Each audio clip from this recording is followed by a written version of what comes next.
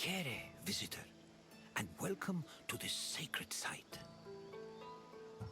Delphi is an amazing place to visit if you're looking for information. I've come here on several occasions in search of answers to some particularly puzzling questions. And sometimes, I even found them. This is Delphi, home of the renowned oracle. Greeks considered it the navel of the world. Pilgrims and kings journeyed here from all over Greece and beyond, seeking advice from Apollo through the voice of his interpreter, Pythia. During your visit, you will experience the sanctuary through a pilgrim's eye and discover how important oracles and prophecies were to the people of Greece. Now, go off and begin your pilgrimage. I will be waiting for you at the end of your visit.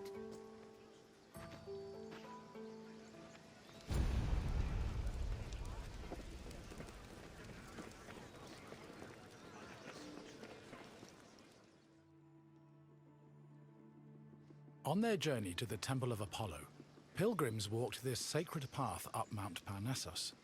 The summer sun beat down hot on their backs.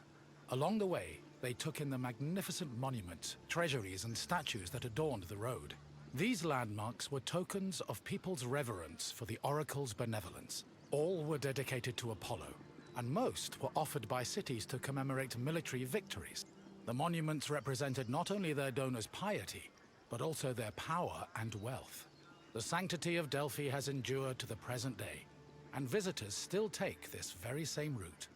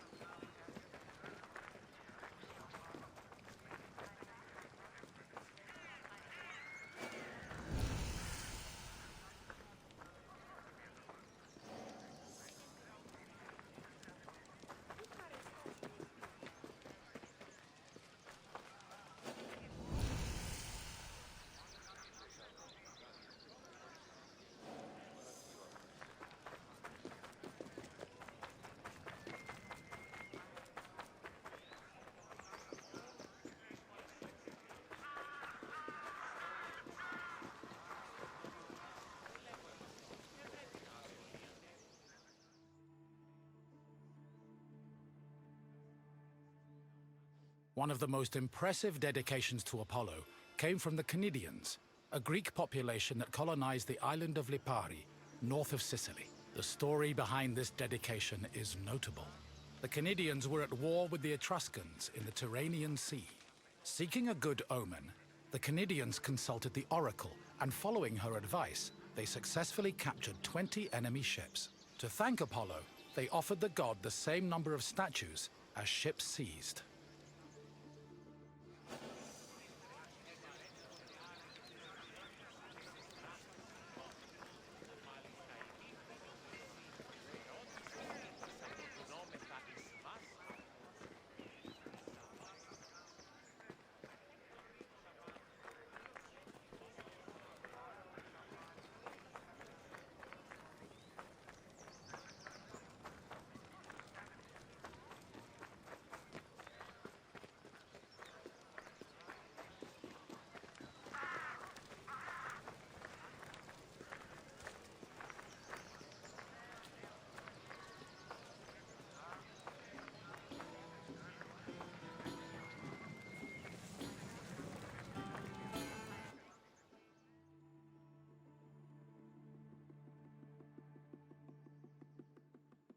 Next to the Naxian Sphinx, stood a simple structure to display offerings from the Athenians, most of which were spoils of war.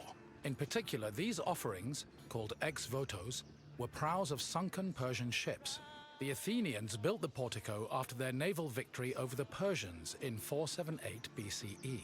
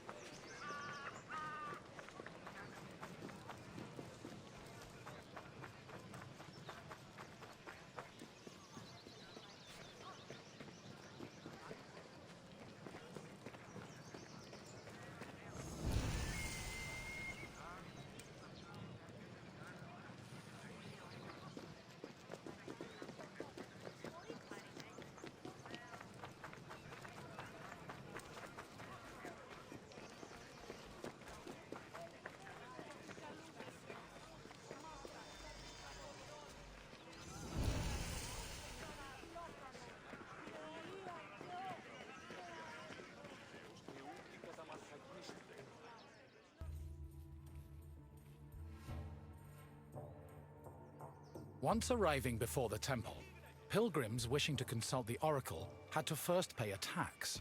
This tax gave them the initial right to approach the altar of Apollo and make an animal sacrifice to the god.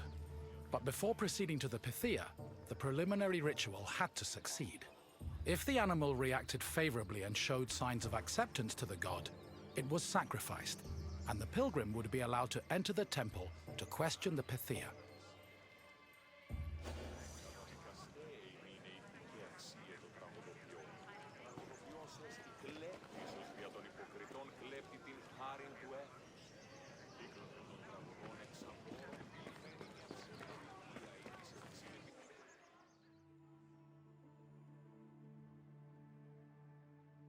At last, we arrive at the Temple of Apollo, where the oracle relayed her prophecies. The temple was the final destination of those seeking an audience with the Pythia, and its appearance matched the majesty of its purpose.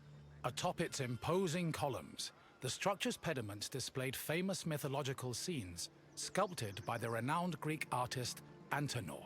But as grand as the temple looked from the outside, it paled in comparison with what happened within.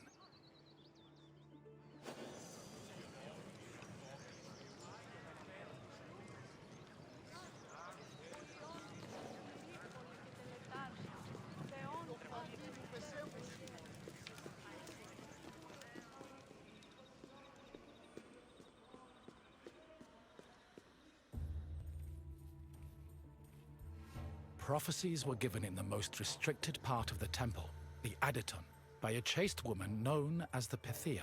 Before delivering prophecies, she first purified herself with water, then burned laurel leaves and barley flour to begin the ritual. Finally, while seated on a tripod surrounded by offerings, the Pythia delivered Apollo's messages.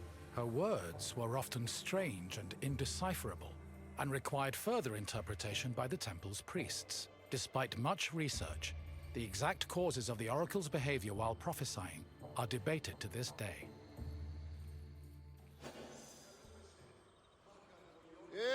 Τι γίνεται?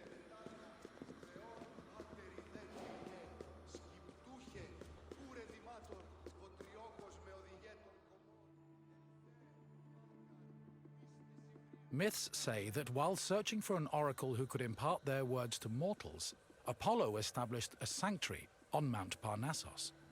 Apollo took over this site by slaying its sinister guardian, the snake-like Pytho.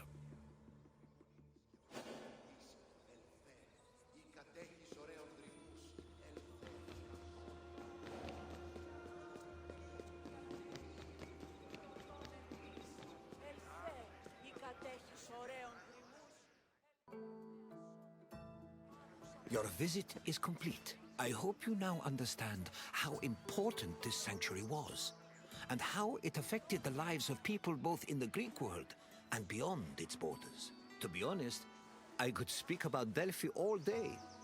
But what would you like to do now? Ah, you wish to test your knowledge. Let's begin with a simple question. What did the oracle use to purify herself before her predictions? Correct. The oracle used water for purification. Time for another question. Which god was believed to speak through the oracle at Delphi? Yes, the oracle allegedly spoke the words of Apollo, which were then interpreted by priests. One final question for you. Delphi is situated on which mountain? Correct. Delphi stood on the slope of Mount Parnassus. Well done, traveler. Your knowledge rivals that of the wisest philosophers. As you wish. It has been a pleasure sharing Delphi with you.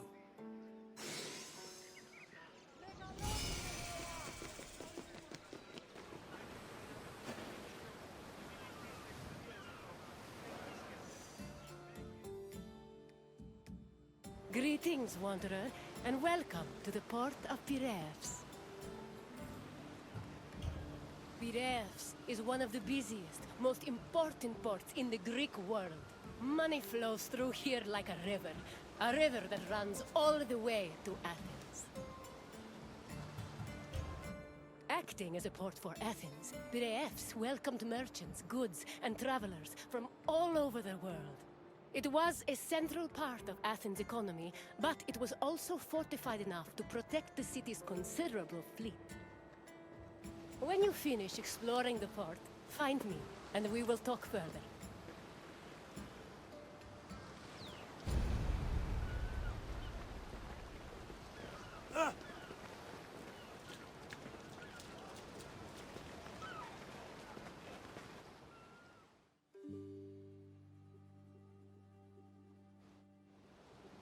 Piraeus, a peninsula southwest of Athens, became the city's main port after the politician Themistocles encouraged the development of its natural harbors. These developments led to the gradual abandonment of the older harbor of Phaleron. Piraeus's fortifications were further developed by Cimon and Pericles, along with the long walls which ensured goods could still be moved during sieges. Piraeus was divided into three main sectors: the military port, the emporion, and the residential area. By the 5th century BCE, it had become not only Athens' naval headquarters, but also the mercantile center of the Mediterranean.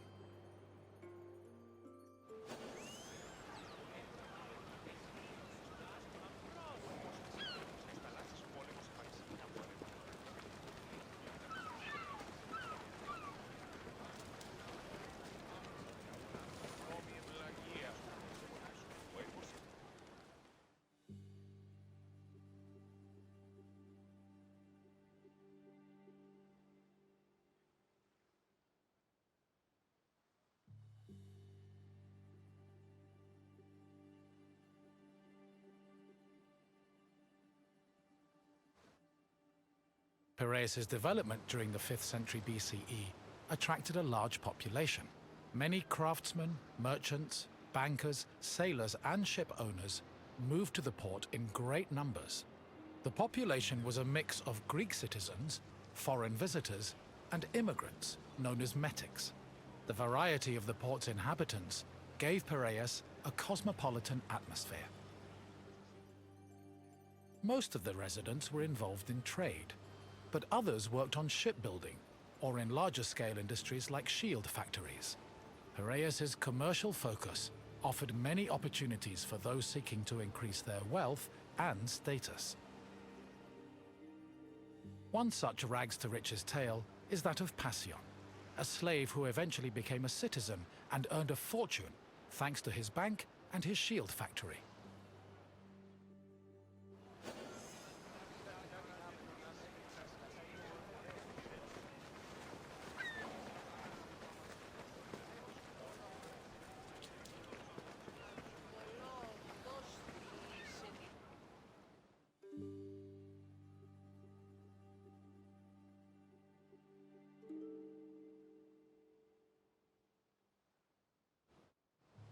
Piraeus was a demi, or district, of Attica. Because of its size, function, and varied population, it had a much more complicated administrative structure than other demes. Above all, Piraeus was closely monitored and controlled by the Athenian assembly due to its importance to the city. Within the port, there were two separate categories of trade: international trade, which took place in the Emporion, and retail trade, which was managed by Kapoloi in Piraeus' agora.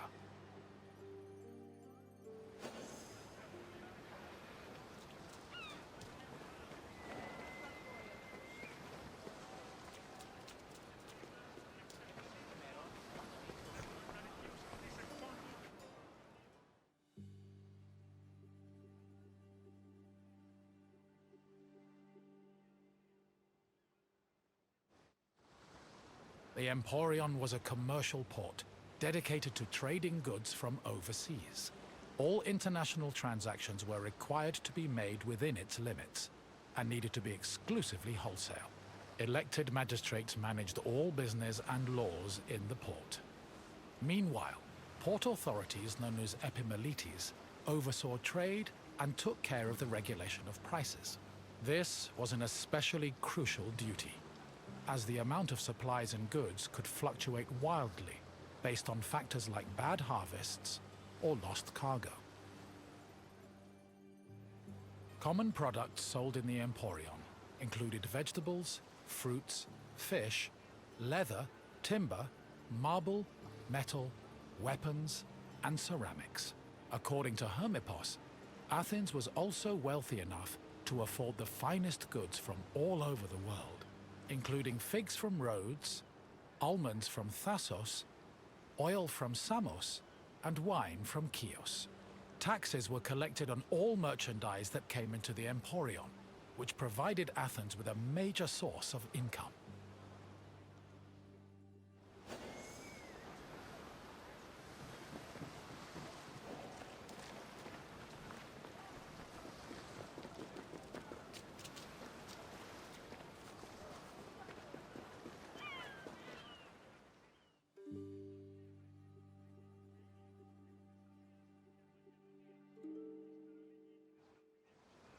After arriving in the Emporion, merchants set up samples of their goods in a display area called the Deigma. This was where citizens and foreigners gathered to officially make their deals, and almost all merchandise that came into the Emporion was traded within the area. The Deigma was under constant supervision by magistrates, who negotiated price control with the importers. They would occasionally give special privileges to those who agreed to sell at lower prices. These privileges ranged from tax exemptions to specially reserved seating in the theater.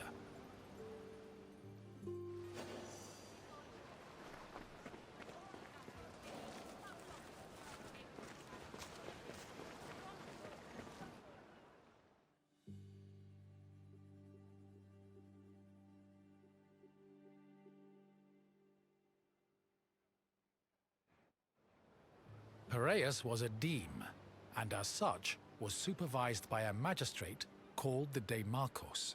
While most demarchoi were chosen locally within their deme, Piraeus was appointed directly by Athens, so the city could better monitor its commercial interests. In fact, matters regarding the Emporion, the military harbor, and the grain trade were regularly debated and decided by the Athenian assembly. Transactions within the Piraeus were supervised by metronomoi. These were magistrates responsible for keeping track of weights and measures. They made sure merchants' measurements were always accurate to prevent bad deals and scams. Even though Piraeus would eventually develop into a city in its own right, it always remained under the control of Athens.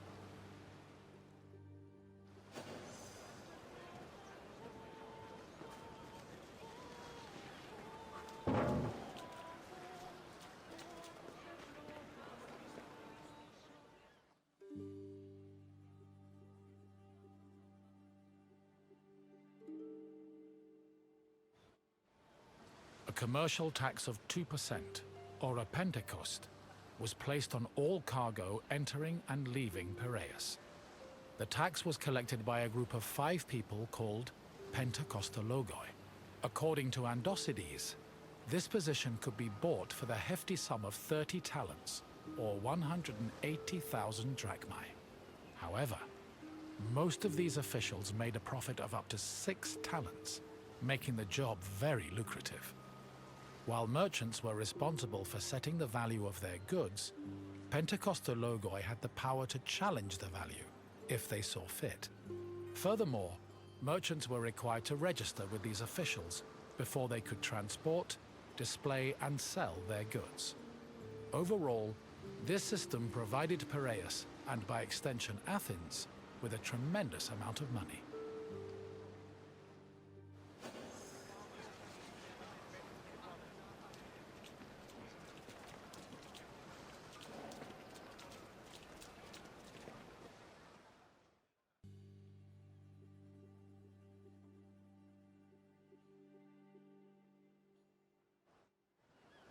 The sale of grain was overseen by special magistrates called sitophilakes. Since some Greek cities had a grain deficiency and relied heavily on imports, these officials were extremely important. Their duties encompassed all aspects of grain commerce, including price control and profit margins, to ensure Athens remained well-fed. This is no surprise. Grain was so important to Athens that 2/3 of all stocks were required to be transported and sold at the city's agora by law. According to Demosthenes, the significance of the sitophilakes was such that if they failed in their duties, they faced the death penalty.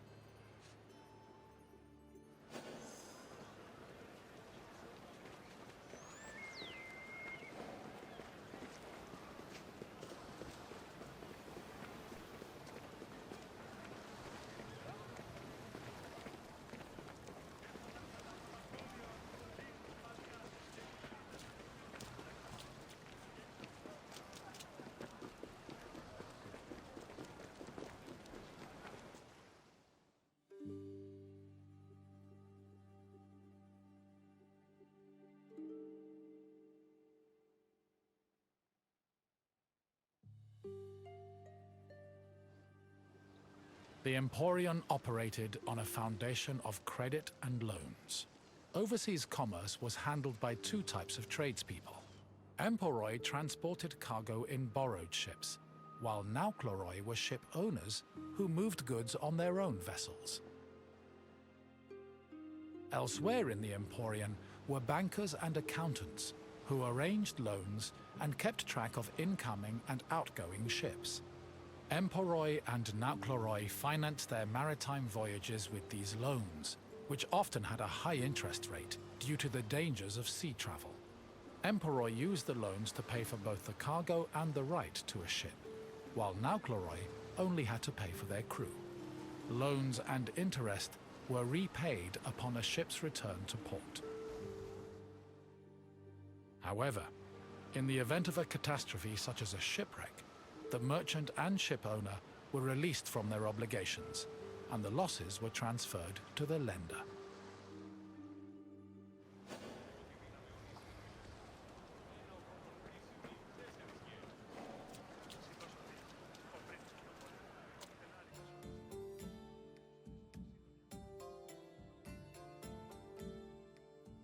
You've returned.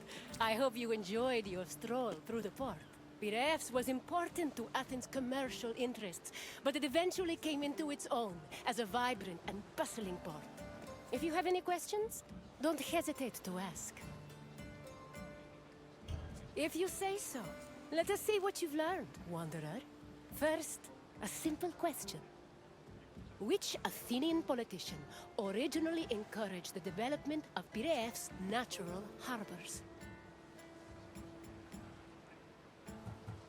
Correct. Themistocles saw Piraeus' potential as a port and encouraged its development. On to the next question. What did the Sitophilakes supervise?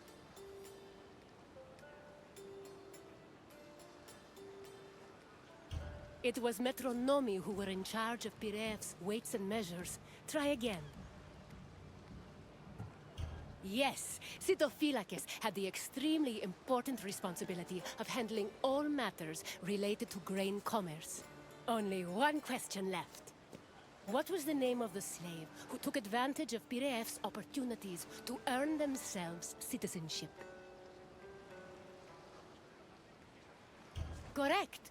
Passion managed to earn a fortune and achieve citizenship thanks to both his bank and a successful shield business. Your knowledge of Piraeus is impressive. Well done, Wanderer. Of course! Follow me, Wanderer.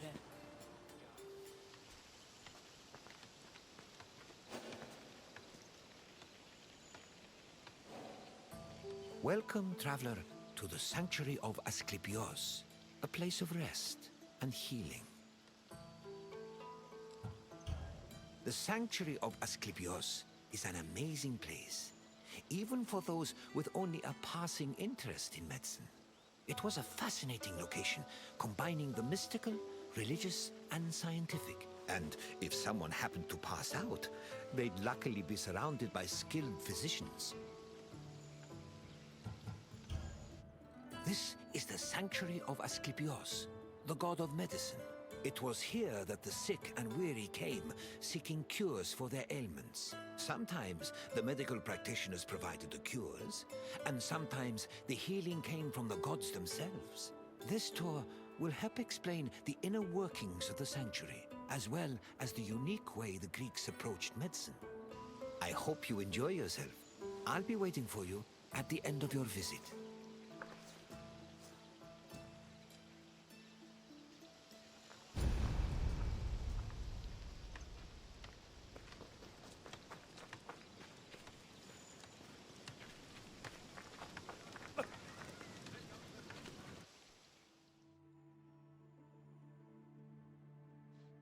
The ill and infirm came to this sanctuary to pray and offer sacrifices to Asclepios, the god of medicine. According to myth, Asclepios was once a mortal physician who eventually became a god. He had many sanctuaries across Greece, but the most famous was in Epidaurus. When pilgrims passed through the entrance of the sanctuary, they could read this inscription: "When you enter the abode of the god which smells of incense, you must be pure, and thought is pure when you think with piety."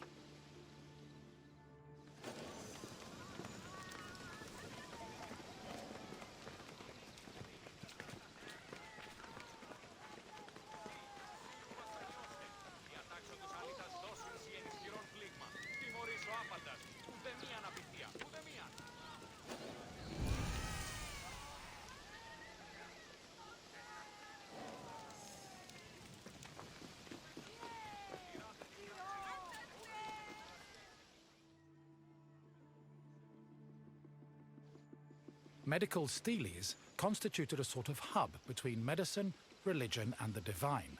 They were slabs with inscriptions that praised Asclepios' virtues and merit and described his methods of healing. The inscriptions relayed the dreams patients had within the abaton, one of the most important buildings in the sanctuary. The steles outlined the patient's name, their disease, and how they were cured by Asclepios. They were probably written by the sanctuary's priests, or at least under the priest's supervision. Asclepios was a complex deity. In addition to being a god, he was also a trained physician and disciple of the centaur Chiron.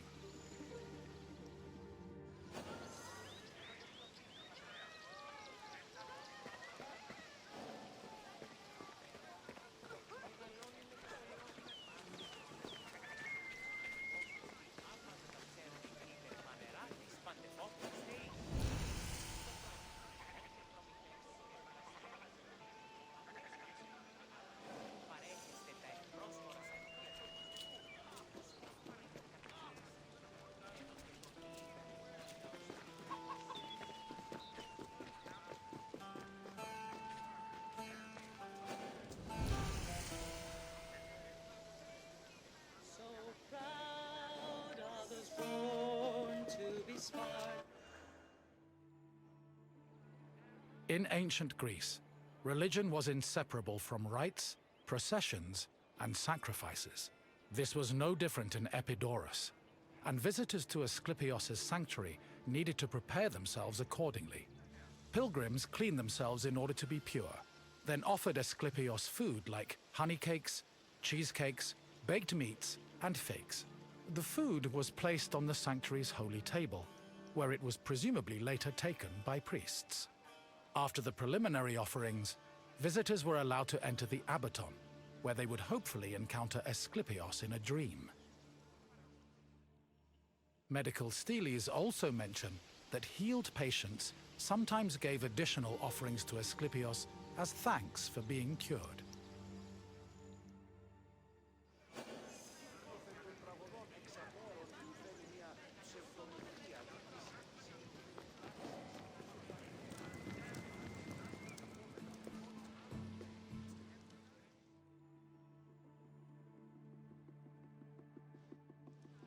Asclepios was originally born a mortal, and was the product of an affair between the god Apollo and a mortal, Coronis. Apollo killed Coronis after discovering she had been unfaithful, and ordered her body burned on a funeral pyre. However, he rescued his unborn child from Coronis' womb before the fire consumed her body. Apollo gave the baby to the centaur Chiron, who raised Asclepios and taught him to practice medicine. Over time, Asclepios became so skilled in the art of healing, he could even raise the dead. This angered Zeus, who sent Asclepios to Hades with a thunderbolt. Apollo retaliated by killing the Cyclopes responsible for making Zeus's thunderbolts. Then, Zeus revived Asclepios, making him immortal and deifying him in the process. In sculptures, pottery, mosaics, and coins, Asclepios was portrayed holding a staff intertwined with a sacred snake. The staff is a symbol of medicine that still endures to this day.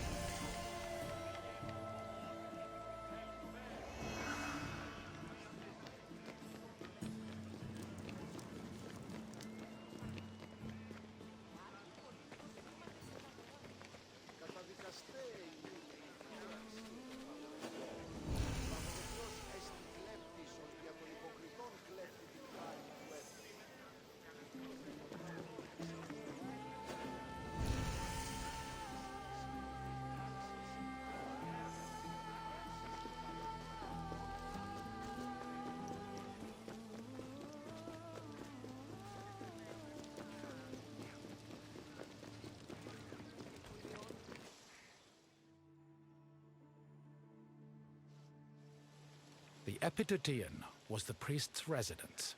As the link between patients and the gods, priests were essential to the operation of the sanctuary. They were often elected into the priesthood for one-year periods, but could also buy themselves a position if they were wealthy enough. In addition to interpreting patients' dreams in the abaton, priests both supervised and performed sacrifices and rituals. During these functions, they were usually clad in white.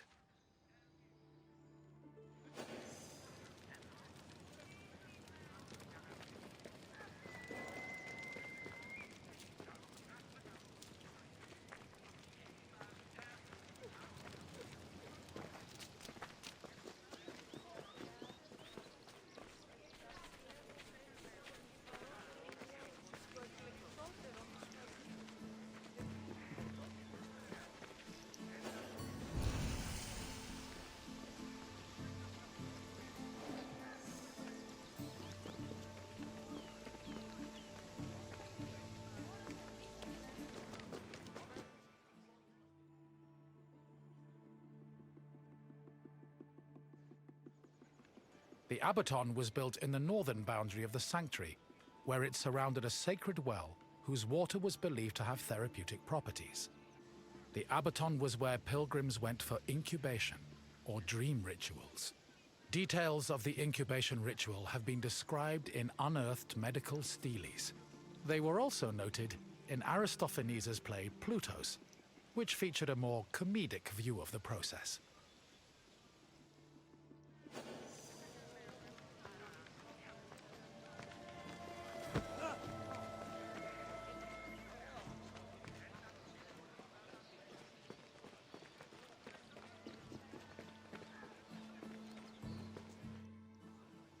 Incubation was the dream ritual pilgrims experienced in the Abaton.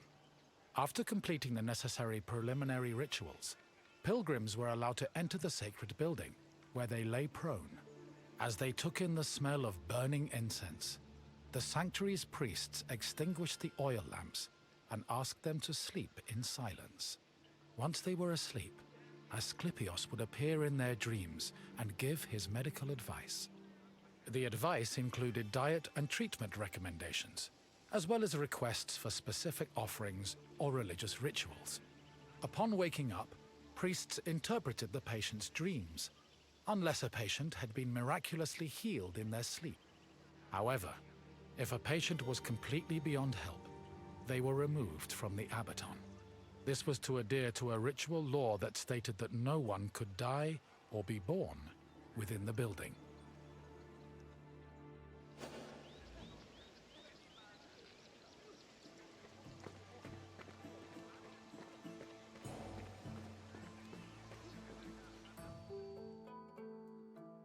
I see you've completed the tour. I hope you enjoyed your time in the sanctuary. As you can see, gods and miracles were just as important to the healing process as medicine was. Now, what else would you like to do? Excellent. Here is your first question. Which mythical creatures made Zeus's thunderbolts? Correct. Zeus's thunderbolts were crafted by Cyclops. On to the second question. What was the name of the building where incubation occurred?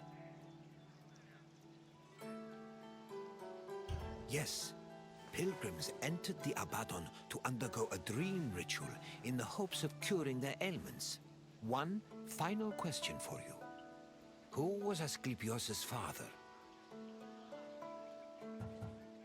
Yes, Apollo was Asclepios' father, and his mother was a mortal named Coronis. You've proven you know the sanctuary inside and out. Well done. Very well. May your quest for knowledge be fruitful and fulfilling.